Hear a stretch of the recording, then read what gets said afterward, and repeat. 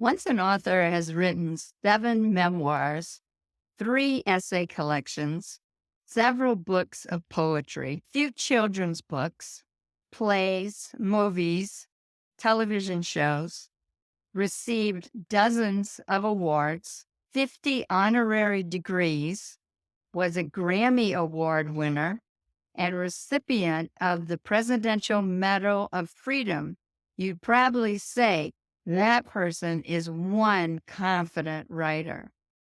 Well, you might be surprised. Hi, my name is Patricia Charpentier, and welcome to episode 59 of the Life Writers Vlog, where you can find inspiration and useful tips to help you write your life stories.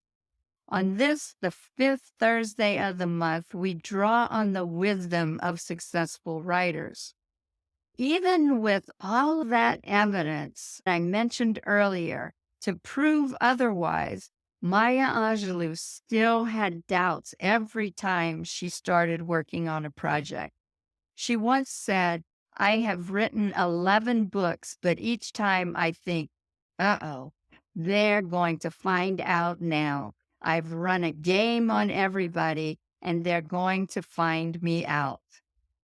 I hope that makes you feel better. If Maya Angelou can feel that way, we should feel a lot better about our own insecurities. But the important thing to know is that Maya Angelou never quit writing. Her first book, I Know Why the Caged Bird Sings, published in 1969, tells about growing up in the Deep South and runs to about when she was 17 years old. Her 7th and final memoir, A Song Flung Up to Heaven, took 15 years to write and was published 34 years after I Know Why the Caged Bird Sings. I met Maya Angelou once a long time ago when she spoke at the University of Central Florida, where I was working on my master's degree in creative writing. She stood 6 feet tall and carried herself with such grace and presence, even in the midst of her many fans, including me, clamoring for a word with her.